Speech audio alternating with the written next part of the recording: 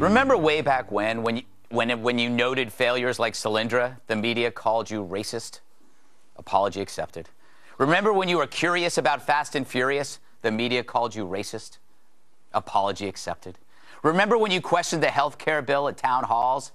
That meant that you hated black people? Apology accepted. Remember the Tea Parties uniting over small government? They were called bigots too? Apology accepted. Remember your anger that the IRS targeted Obama critics? That meant you hated a black president? Apology accepted. Remember as you fretted over the economy, MSNBC called you racist for expecting better? Apology accepted. Remember Benghazi? Just saying that made you racist. Apology accepted. And remember when voting for Obama once, but not twice, meant you were racist from the start? Apology accepted. Yes, I'm a forgiving type, for it's time to retire this racialism, the engine that enabled the Obamacare disaster. A disaster that in its present state causes much suffering to Americans, minorities included. And if you disagree with me, you're racist. Because why else would you defend this abject failure? It's the bigotry of low standards. You just don't expect competence from a black leader. And by smearing helpful critics, your own prejudice slipped by. You weren't hiding under a hood, but you didn't have to. You had the false armor of political correctness as cover. But as everyone is finally admitting, our emperor in the White House has no clothes. Hell, even Obama admits Obamacare is a disaster. I guess he's racist too. Hopefully this whole thing is ending, AT, because race baiting, in my feeling, has provided a shield that allowed Obama to fail because everybody was scared. Yep, so no one focused on what was actually in the bill. Right. They were too busy focusing on who's criticizing him and are there racial undertones to that criticism. By the way, you said he has no clothes. I think you're anti-nudist now, too. Exactly. Greg, so there's another thing that we can add to that list of prejudices. That is so true. I should be encouraging it. You should Although be. I've seen, if you look at his, the people that work for him, I don't want him to be nude. Bob, isn't the problem obvious here that if all criticism is deemed racist, then no one will criticize? Yeah, but I don't agree with the premise. I mean, I know you're going to pick out some. We've got some sound on tape here about some liberals who have made comments about people being racist. But for the lion's share, massive majority of people on the left do not believe that people are racist because they disagree with Barack Obama. I don't believe it gave anybody cover for anything. I don't. We seem to make these things up as they come along because some liberal opens his mouth and says the wrong thing. I have to disagree with you because being here for 2.5 years. Eric, how many stories have we done on this very topic? And it's usually the Michael Moore or Bill Maher who claims that if you disagree with Barack Obama, you don't get it. You must be a racist. It must be because he's the first black president. I got to disagree. Also, a lot of Democrats now are jumping ship on Obamacare. Yeah, are they racist? Wait, so let's go back 39 House members voted in favor of upholding Congressman Upton's bill to if you want to keep your insurance, you can. Are they racist? This is where it's getting a little confusing already here. I don't understand. We're trying to make the connection with Obamacare. When you talk about Michael Moore does not represent a vast majority of the Democratic Party or liberals or anything else. Oprah says because he's a black president, Joe Wilson yelled out, I know we're playing it, but they're yelling at my ear, we're going to play it, but let's do it then, because here's the premise. Otherwise, Bob says, you guys are making stuff up. No. The people on the left, a lot of the Barack Obama supporters, his money people in Hollywood say that if you don't agree with him, it's likely because you're a racist. Well, you know what? Let's play that shot. This is Oprah on the BBC. I don't know what the BBC is. I think it's a type of candy. She says the criticism. Has it ever crossed your mind that some of the treatment that Obama and the challenges he's faced and some of the reporting he's received is because he's an African-American? Probably it's crossed my mind more times than it's crossed your mind. I think that there's a level of disrespect for the office that occurs, and that occurs in some cases and maybe even many cases because he's African-American. Dana, you're a huge Oprah fan. Do you agree or disagree with her? Well, I disagree with her on this, but I think that just from a communication standpoint, in reality is that she believes it. And there's a lot of people that believe this, and it did not necessarily start with the Tea Party or anybody that was conservative or Republican. Remember in 2008, during the Clinton-Obama primary in South Carolina, the word went out that Bill Clinton was a racist. Yeah. And the Obama people, hands off, sorry, we don't know who did it, but they know exactly who did it. They've been using this as a political wedge for a long time.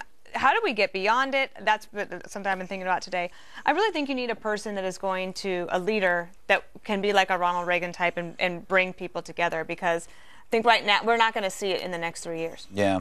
And it was the Hillary campaign that had pushed the whole birth certificate issue. That's where it started on the Democratic side. That's where you see some of the worst kinds of racism, but they hide it. And so if Hillary Clinton gets elected, then are we all anti-women? I mean, or woman? Is that going to be the new thing that we have to do? That will be the strategy. I just have a point on Oprah, though. You know, let me ask Oprah. I'd love to ask her this question. If somebody like President Obama was working at her company, Harpo, and had done something the equivalent of Obamacare at Harpo, do we think for 1 second Oprah would keep him employed, white, black, or anything?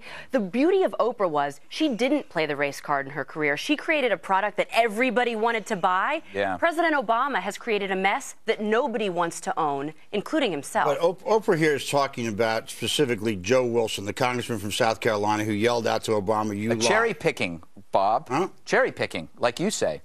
Yeah, she's picking out one person and making that the same thing I'm saying that this segment is doing. But does anybody believe, I have to say this, I wonder whether Joe Wilson would have said the same thing to Bill Clinton. Well, do you remember what he said you lie about? You remember what Obama was talking about? Yeah, it was about Obamacare, if I remember right. But I don't if Bill Clinton had said the same thing, I don't believe this guy. Plenty of Republicans said that Bill Clinton lied, Bob. Does that make them what then?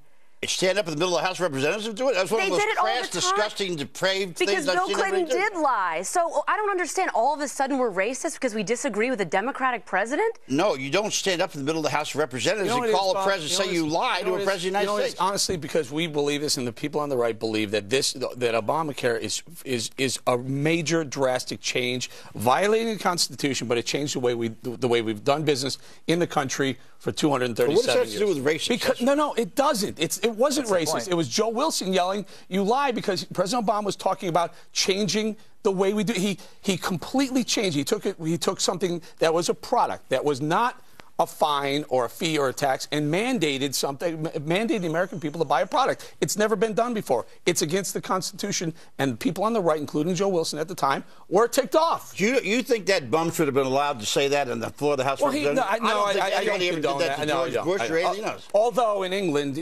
Parliament is like at each other. By the way, speaking of which, if disrespect means racism, then how can you explain George W. Bush, who I think was the beneficiary of more disrespect than Obama ever encountered as president? I mean, the vitriol directed at him. Especially, well, the war in Iraq had everybody's emotions very raw. So it's the comparison to today is probably not exact. But when the Speaker of the House and the leader of the Senate started calling the president a liar and a loser, that basically, I think, broke the dam on civility. And so I don't think Joe Wilson was the first. I think that started with the top. Yeah. Let's go to a nutbag by the name of Oliver Stone. This is what he has to say about what the Republicans are doing to the United States. I don't know why these Republican white people, frankly, the McConnells and they're strange to me. It's almost as if we're in an apartheid state and they're still fighting for the rights of whites in South Africa. It's like they're scared. I would think that they're very scared that this country is going to be colored. And that's what I was getting at. And that's what I was getting at. Yeah, they're threatened by something. Yeah, it may not be that he's doing anything, but they are threatened by something. But he is threatened by the fact that he is black. You know, that's enough. Andrea, it seems like Oliver Stone is living in one of his movies from 1975. Like he has not seen progress. He hasn't left his house. He hasn't left L.A. or wherever he lives in his bubble. Yeah. So just like we talked about earlier in the week with Richard Cohen from the Washington Post. Greg, an example of racism worse than we've seen on the right, Oliver Stone. Republican white people, but there's no outrage about that. He can just label white people as being bad and Republicans and racist and get away with it. You know, President Obama was elected with a tremendous amount of goodwill.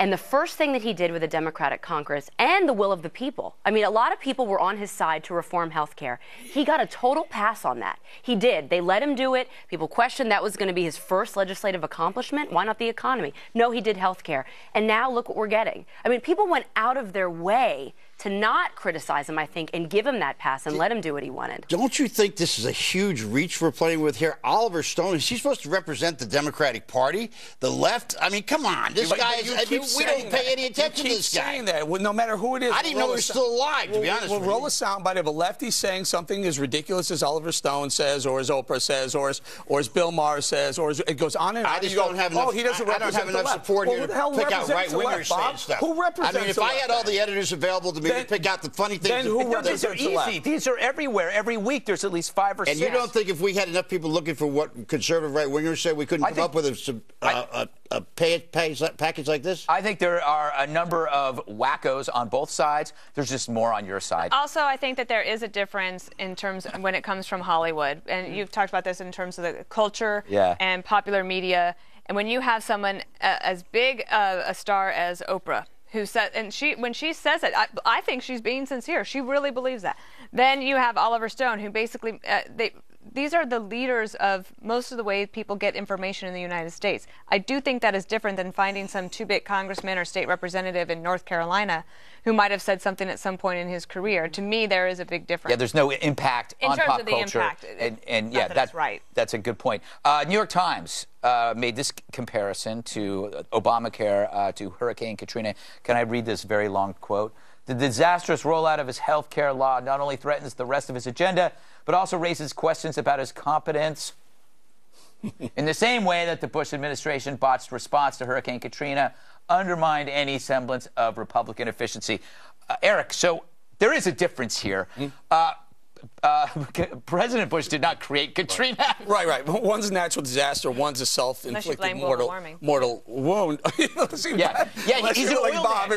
an oil man, so he actually caused it. There were people that said that. Yeah. There's a good connection there. I think the net result's going to be the same, though. I mean, I think you're going to see this is going to be a lasting impression on the Obama legacy. That's going to be hard for him to ever get over. Nothing gets past your political analysis, I'll tell you that. Yeah, but except Katrina affected one region. Obviously, it's going to be a negative on him. I mean, how are you going to reverse something like when you get this kind of... But the more, hey, let's talk about this for a couple more minutes. He'll never reverse this. This will go with him for the rest of his entire life. And when you look back 30 or 40 years from now, remember Barack Obama? Oh, yeah, he's the guy who blew Obamacare. Okay, well, that's... Well, Katrina was one region, though. I mean, this is across the country. I mean, Bob, how do you think he actually overcomes this? Honestly. I don't think he does overcome it in the short term. I don't think in the 3 years he does.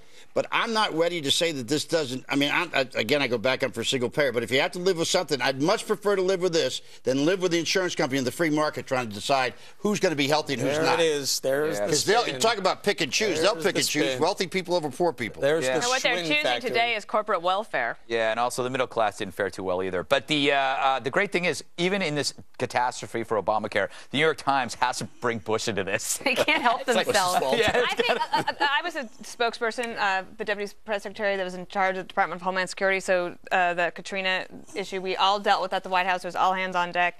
It was horrible, period. Yeah. If I'm being charitable to the New York Times, if they're talking about the political aftermath, and I don't think the two issues are this at all comparable, but the political aftermath and the disarray within the White House and how that had to get fixed, and it did several months later. That's what I think that they're talking about. Can I also just throw this last thought in here? The right warned about Obamacare. Right. There was no Hurricane Katrina warning whatsoever. That is a good point. Actually, no, President Bush did tell them to evacuate. Yeah. All right. We must evacuate, but only for a little bit. Hours after President Obama told you he wants to win back your trust, he vowed to push back against those who don't trust his health care plan. Plus, the wait is over. You know what's my favorite thing of the week? Facebook Friday. Yeah, that was my nickname in high school. Anyway, your chance to ask us all sorts of stuff. Log on at facebook.com/the5FNC. That's really easy, you know.